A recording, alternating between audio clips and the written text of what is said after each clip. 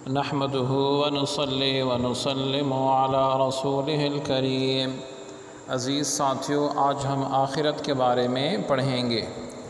آخرت کے لفظی معنی بعد میں ہونے والی چیز کے ہیں، اور اس کے مقابلے میں لفظ دنیا ہے جس کے معنی قریب کی چیز کے ہیں۔ آخرت کی تعریف یہ ہے کہ انسان مرنے کے بعد ہمیشہ کے لیے فنا نہیں ہوتا، بلکہ اس کی روح باقی رہتی ہے، اور ایک وقت ایسا آئے گا جب اللہ رب العزت اس روح کو جسم میں منتقل کرے گا۔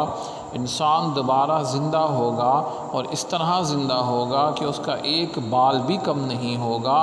پھر جو اعمال اس نے دنیا میں کیے تھے اس کا حقیقی بدلہ اسے دیا جائے گا۔ جیسا کہ فرمایا گیا ہے کہ الدنیا مزرعۃ الآخرہ، دنیا آخرت کی کھیتی ہے، یعنی دنیا میں جو انسان بوئے گا آخرت میں وہی کاٹے گا۔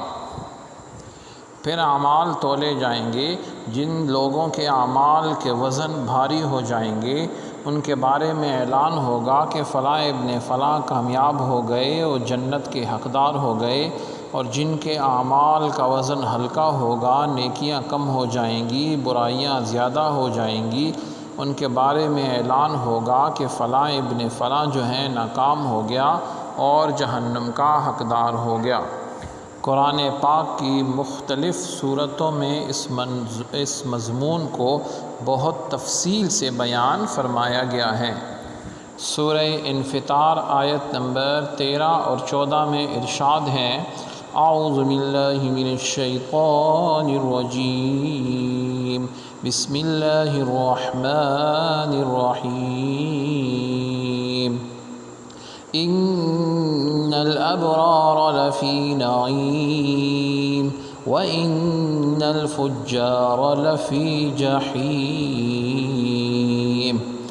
ترجمہ ہے: بے شک نیک لوگ جنت میں ہوں گے اور بے شک گنہگار دوزخ یعنی جہنم میں۔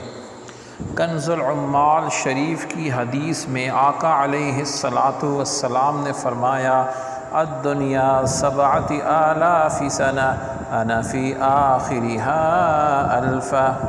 دنیا کی عمر 7,000 سال ہے اور اس میں آخری 1000 میں سے ہوں۔ دوسری جگہ آقا علیہ السلام نے فرمایا: اقتربت الساعۃ ولا تزداد منہم الا قربا، کہ قیامت قریب آ گئی اور وہ ان کے قریب ہوتی جا رہی ہے۔